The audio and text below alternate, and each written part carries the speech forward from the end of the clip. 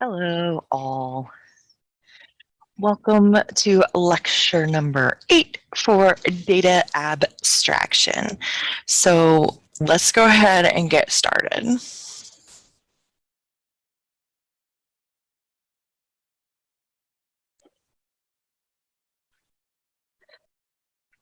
So we're going to dive into chapter 8, and we're only going to go through the first 3 sections of chapter 8.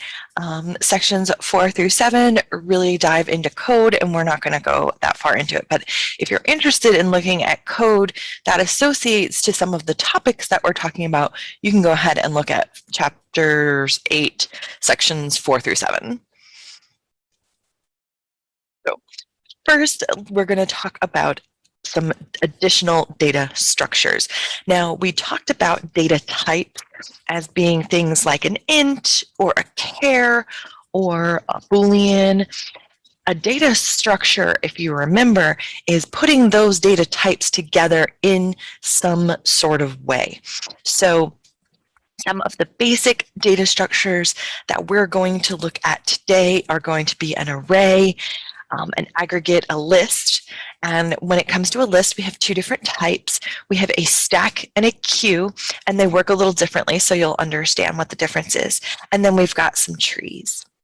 Here we have a graphic that has a list of names. We consider things a head and a tail. The head is being on top of the list, the tail being at the bottom. So here we have the list with Jill being the head, then we have Bob, Devon, and Maurice being the tail. In addition to that, we've got a stack of books in the center. So in a stack, we consider it being a top and a bottom. And as you can see, we've got 3 books stacked up. Here, finally, we have a queue. This is a queue of people. With a queue, it's very similar to the list where we have a head and a tail. You can think of a queue as being a line. So if you've got people in line, it's going to be a queue. Now, let's look at the array first. There is some vocabulary that you need to think about when you think of an array. Now, we've talked about arrays in the past. An array is a block of data whose entities are all of the same type. So if you have a block of numbers or a block of names, all of those items in that array are going to be of the same type. We also talked about a 2-dimensional array. This is when you transfer from a single list as a 1-dimensional array into something that looks more like a table with rows and columns. When we want to identify a specific position within that table, we use something called an indice or an index. This is how we indicate exactly which row and which column we want to look at within the array. And again, this is kind of a review from what we did a few lectures ago, and we had talked about all of these terms. So they should not be new. Now, an aggregate, the difference here is that an aggregate is going to be a block of data items, but they might be different. Okay, so they might be of different sizes or different types. Okay, when you look at an aggregate, each data item is now called a field. Okay, these fields are usually accessed by names. So if you have, think about it, a 2-dimensional table with names and phone numbers and addresses and grades, those are all different types of data. Each one of those types is given a title, and that's how you access that field. So you might say row 4, but you would say the column that says first name. That's how it's going to be a little bit different. An array is going to be all of the same. An aggregate is going to have different data types. Big difference there. Next, we have a list. So a list is going to be a grouping that are ordered in some way. Okay, so you're going to have some sort of an arrangement of sequentialness to it. I think that's a word. You're going to have a head and a tail. I talked about this with that graphic. Remember, the head is at the top or the beginning, or depends on what you're looking at, and the tail is at the end. So we moved from an array, which is just a group of like terms, to an aggregate, which is just a group of like or unlike terms. And now we have a list. A list is an ordered set of data. Okay, so you can kind of see how they progress. Now within your list, you've got stacks and queues. Let's look at a stack first. A stack is a list where the entries are removed and inserted only at the head.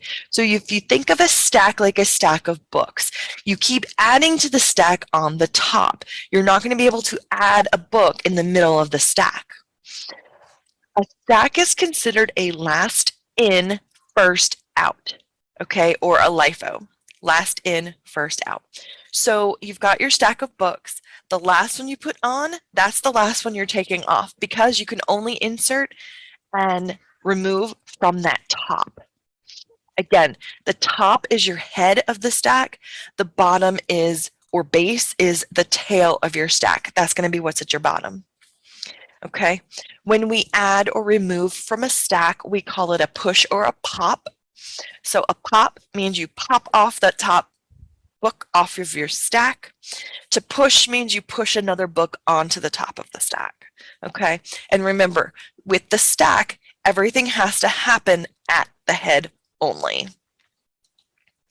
Now, a queue, on the other hand, is a list in which you remove from the top and add to the bottom, okay? So if you think of a queue as a line in a grocery store, okay, it's considered first in, first out, or FIFO.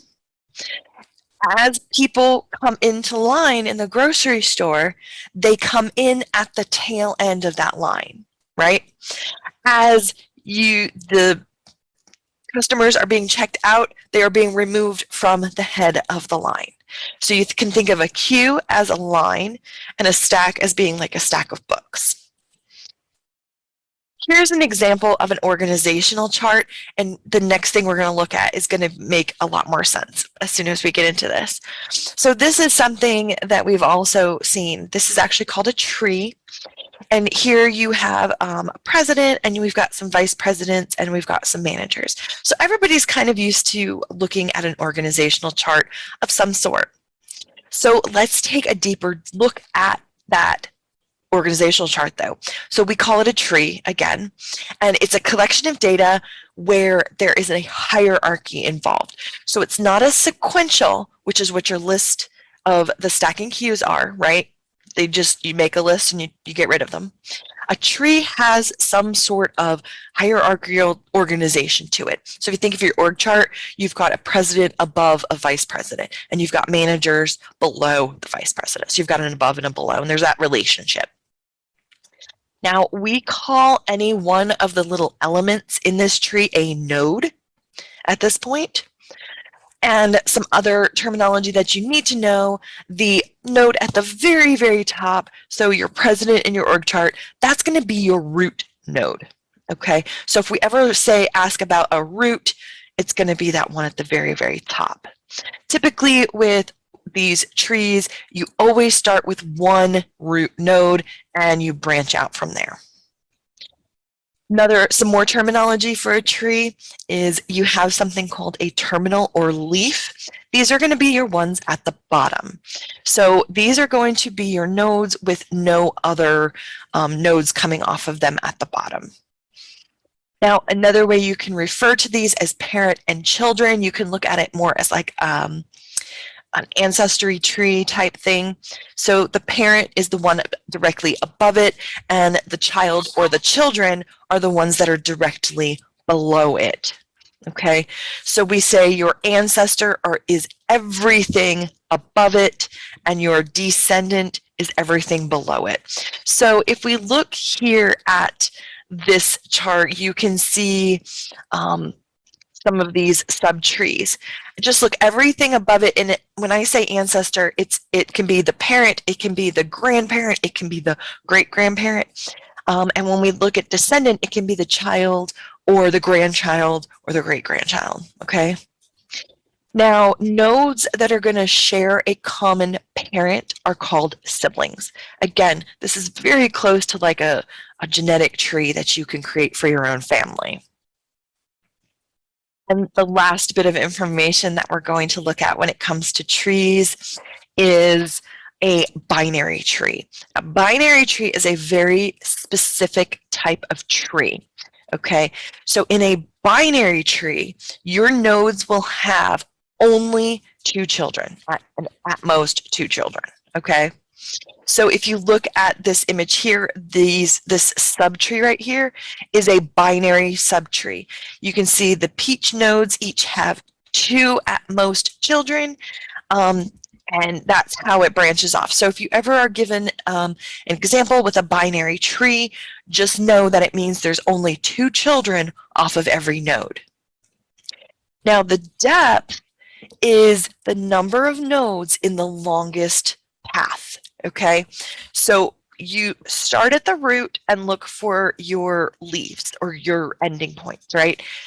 The depth is the one that has the longest. So if I look at this one up here and I go look at the root, I go to the left, sorry, and count 1. Then I go to the right and count 2, and I go to the right and count 4. So 1, 2, oh, I can't count. So 1, 2, 3. So the depth of this whole entire tree is going to be that 1, 2, 3.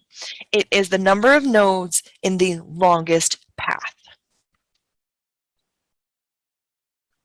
Now, some things that are related to these data structures is we're coming back to abstraction.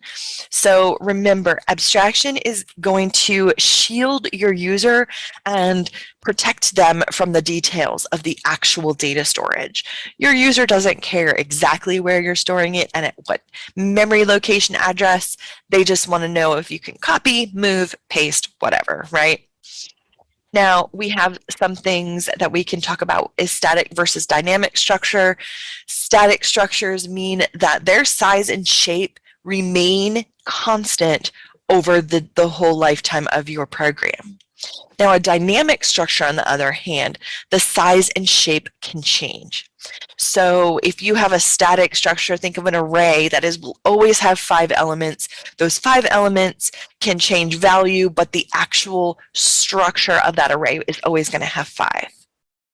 On the other hand, a dynamic might be something like a stack or a queue, where if you're in the grocery line, that line is going to increase and decrease based on however many customers you have in line. So that would be a more dynamic structure. So let's look at another concept that I don't believe we've talked about before, but it is called a pointer. A pointer is a term that is used in computer science a lot, and it has a very common definition. So a pointer is something that is containing the address where data is stored. So in other words, it has the address to point to where something else is. Okay, pointers are used in many different languages. It is a much more advanced topic when you look at pointers. But for example, here there's some books.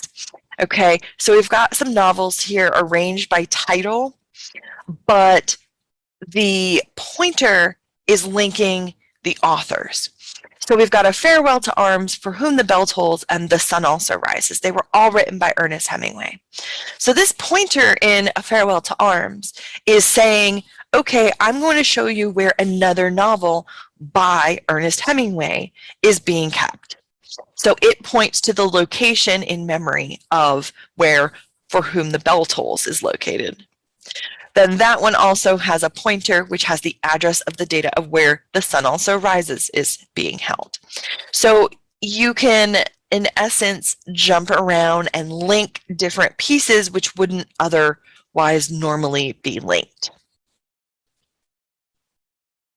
Now, when we want to use these data structures, so high-level languages are going to provide you the ability to use certain data structures as primitives.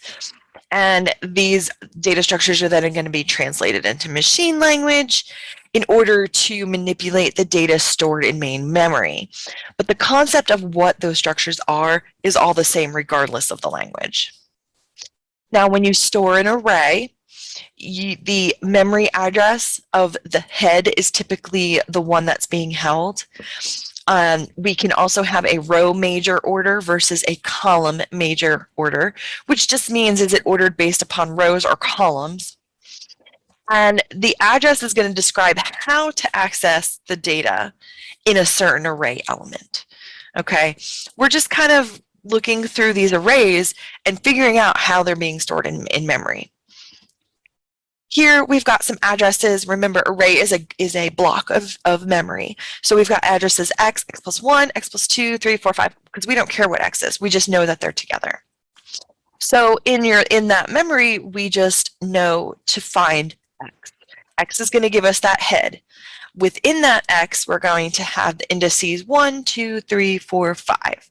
And that's going to be those 5 pieces of data that we're looking for. Now, the two-dimensional array, now remember, this is more of a table structure. Well, memory doesn't really work in a table. So what your machine's memory does is it will store it by the row or by the column. Remember I said there was like row-centric or column-centric?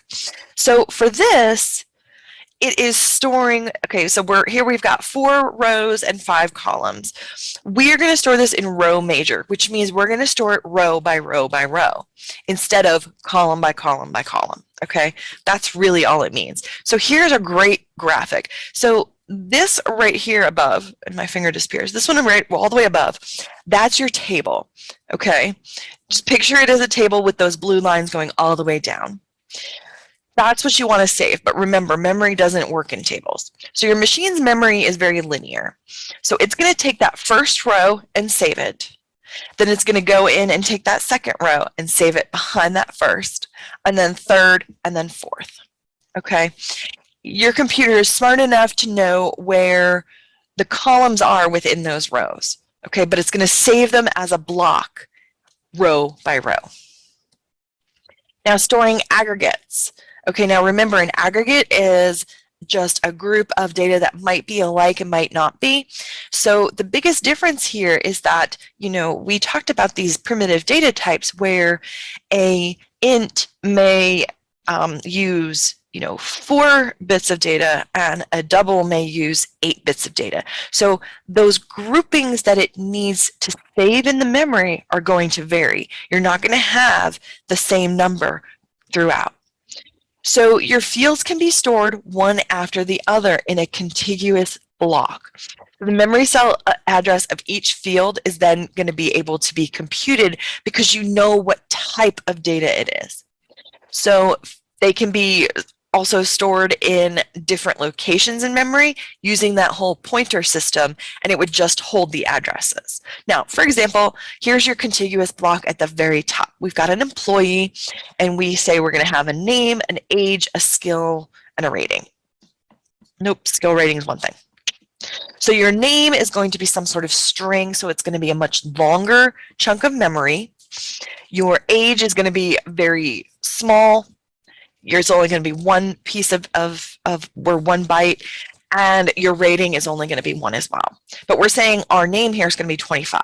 So every single time you save an employee, it's going to save 25 for the name, 1 for the age, 1 for the skill. And then the next employee is going to be repeated directly after that of 25, 1, and 1. Okay? So even though your data is different, it is going to save an employee with a fixed number, even though it's variable within that employee. Down here at the bottom is an example of how it is stored as a pointer. The pointer addresses itself, because remember, a pointer is an address to another location. The pointer itself would then be of equal amounts of memory for each address, because an address is a set number of characters, digits, set number of bytes. Then that address would point to a location that has 25. The second pointer would point to a location that has 1. And then the third pointer would point to a location that has 1 for the skill rating. Okay, so there's two different ways that you can store these aggregates. Now for a list, you can save a list like in the very top as a contiguous list, and contiguous just means one right after the other, in which you're storing your entries in a very similar way to how you store your array. So you've got name 1, name 2, name 3, name 4 in just a contiguous one block of memory that just keeps going on. Now a linked list, this is where you would not have enough contiguous memory to store your list. So what it's going to do is it's going to create two different pointers. You're going to create a head pointer for the start, and then each item in your list is going to have a pointer as well. Your head pointer is going to point to the address of the very first data node. That data node is then going to have a pointer added onto it, like you can see, like you can see here. Okay, so there's your data. Here is a pointer that's being added. Now this pointer is then going to point to another place in memory where there's another chunk of data. Then that data is going to have a pointer added onto it. And then that pointer is going to take it to the next memory location. It knows to stop when you finally get a pointer, and you can't see it because I'm in the way and I apologize, right here, that has a null value. So a null means it's not pointing to anything, therefore it indicates the end of the list. So basically you're kind of just giving addresses and giving the next address. So to me, this kind of reminds me of like one of those little like clue scavenger hunts where you go and you find a clue and it takes you to the next location, and then that gives you a clue that takes you to the next location. That's kind of what this reminds me of. Now, when you have a linked list, it is a little bit more involved to add or delete items from this list. You can add items at any location. You just have to update these pointer values. So if I have the top as my original entry and I want to get rid of it and delete it, it's just going to take the pointer value in the deleted entry and copy it to the one before it so that it just skips over that address. And then the new pointer is going to point to wherever the deleted one used to. And then that memory location can just be wiped and reused for something else. Now to insert, you kind of do the opposite. So you create a new pointer. The value of the old pointer is all the way here on the left. That is going to be put into the new entry, and then that new address is put into the one in front of it. Because remember, if we're going to insert a new clue into our scavenger hunt, we have to make sure we take the clue that's there and it points to where we go next, and where we came from needs to point to the new place. Yeah, that's just kind of how I like to look at it. Now, stacks and queues, how are they stored in memory? Usually a stack is treated as if it were just an array, or it just has that contiguous list, because you're always adding and subtracting from that one side. Now a queue, you can store it as a circular queue. Your first entry is, because remember, this is the first in, last out. Right? This is your queue, is your line. So you're going to store in a contiguous block in which the first entry is considered to follow the last. So it prevents the queue from crawling out. So this is just saying in a circular queue, instead of having a null to stop, it's going to point back at the beginning so that you know it will never kind of drop out. So here's an example of that circular queue. So a queue as it's actually stored is on the left. And you've got your first, remember, because this is our line. So you have the address of the first. You've got your head and your tail. You're adding to, the tail and subtracting from the head, and you're kind of working your way through. When you look at it from a concept point of view, you can actually take that bottom and wrap it around to the top so it makes a circle, so that you're always going through that circle. Again, if that's a little bit too much, don't worry about it.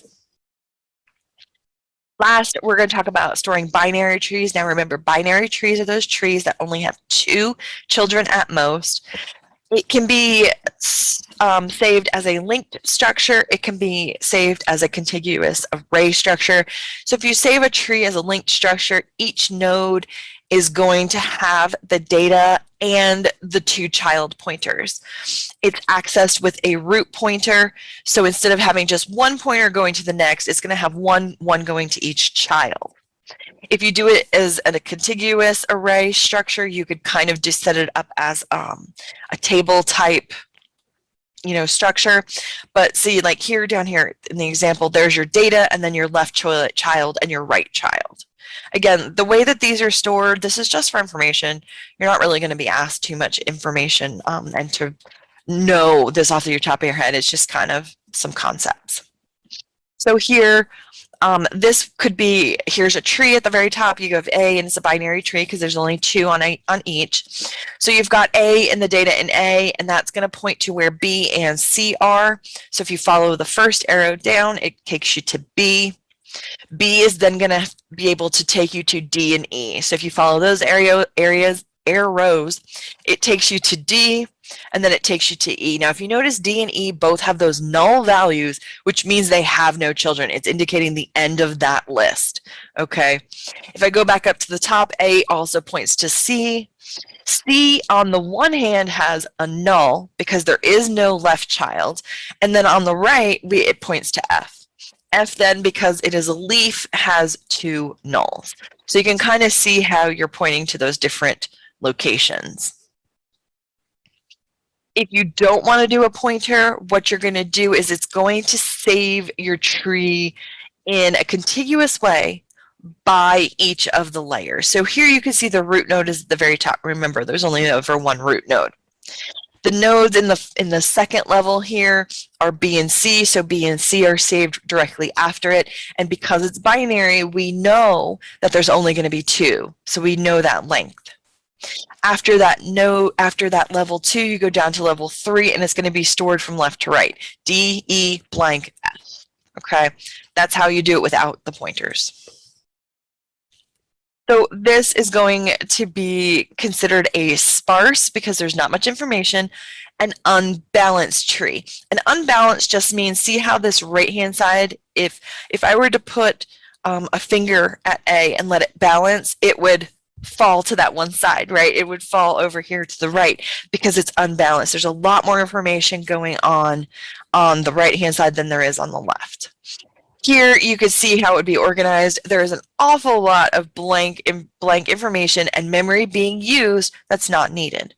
So when you're looking at the structure that you want, you need to keep in mind, do I need to reserve all of that memory space? Sometimes you do, and that's fine. Last but not least for today, we're going to talk about manipulating data structures. So ideally, what you should do is create predefined functions in order to manipulate these data structures. Remember that abstraction. We don't want to bother the user with the nitty-gritty. We just want them to know how to use it.